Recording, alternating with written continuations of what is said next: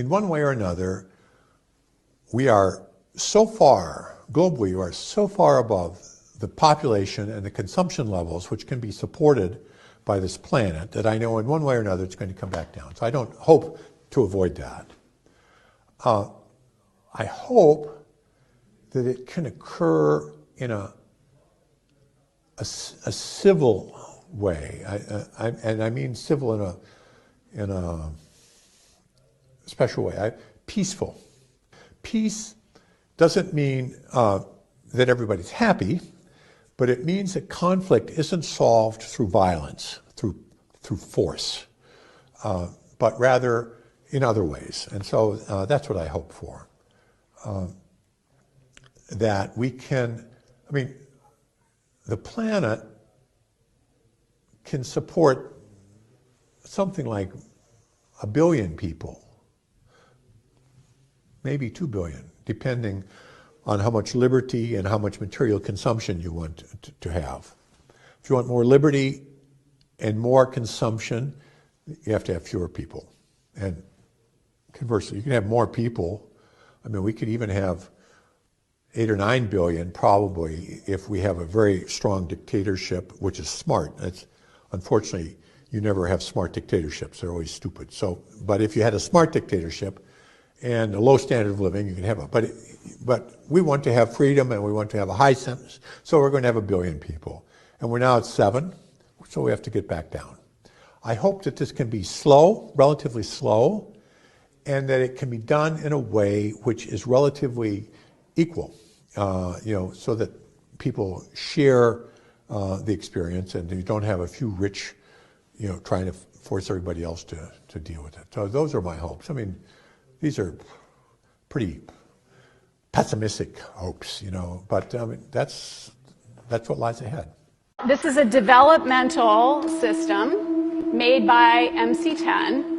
And it has an antenna and some sensors embedded in it. And what we plan to do is work with them to advance a tattoo that could be used for authentication. Now, it may be true that 10 to 20-year-olds don't want to wear a watch on their wrist, but you can be sure that they'll be far more interested in wearing an electronic tattoo, if only to piss off their parents. Right? And that's something that you wear, but you could also imagine including authentication in just your daily habits. So I take a vitamin every morning. What if I could take vitamin authentication? What? Vitamin authentication. Look, I have one right here. Well, here, I'll let you hold it. Would you like to hold it? I'll hold it. Okay. So this, you guys see it? This pill has a small chip inside of it with a switch. It also has what amounts to an inside-out potato battery. When you swallow it, the acids in your stomach serve as the electrolyte, and they power it up, and the switch goes on and off. And it creates an 18-bit ECG-like signal in your body, and essentially your entire body becomes your authentication token.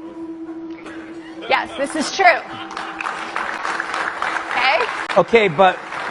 Okay, so wait. So it's really true. So what this means is that becomes my first superpower. I really want this superpower.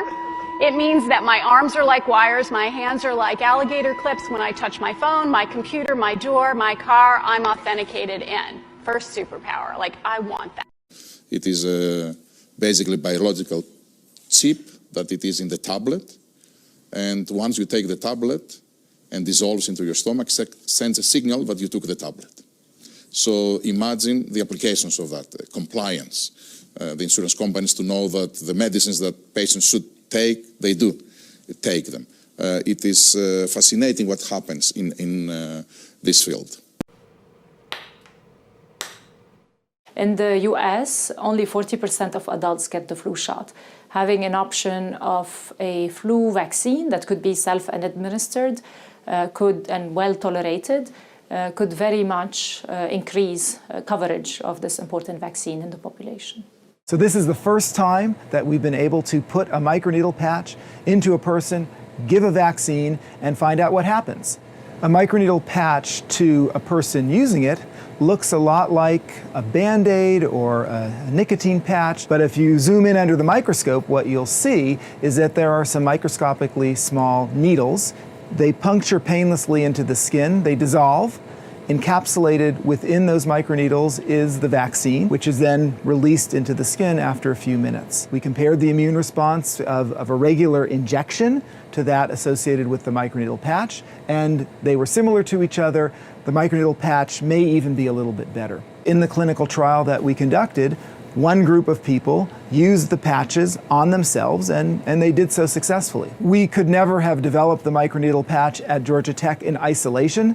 We know the technology, but we don't know vaccines. So it's really critical that our collaborators at Emory, who do know vaccines so well, have been able to work with us and work at this interface of technology and vaccination.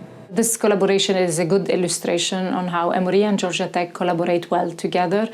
Georgia Tech is providing the expertise from a manufacturing perspective, and Emory providing expertise in conducting clinical trials in that case.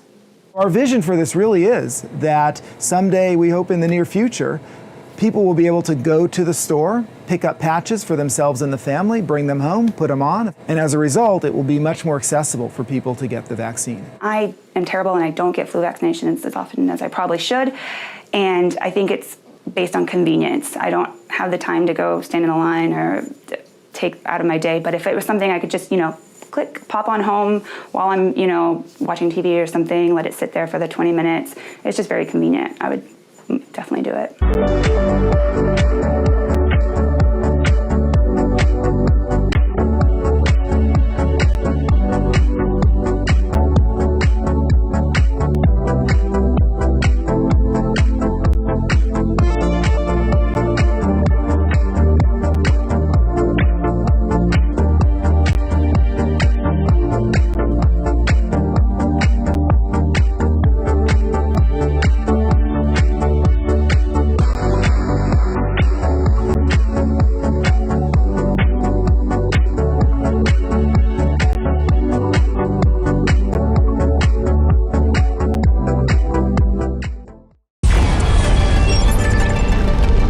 Beasts, it's time.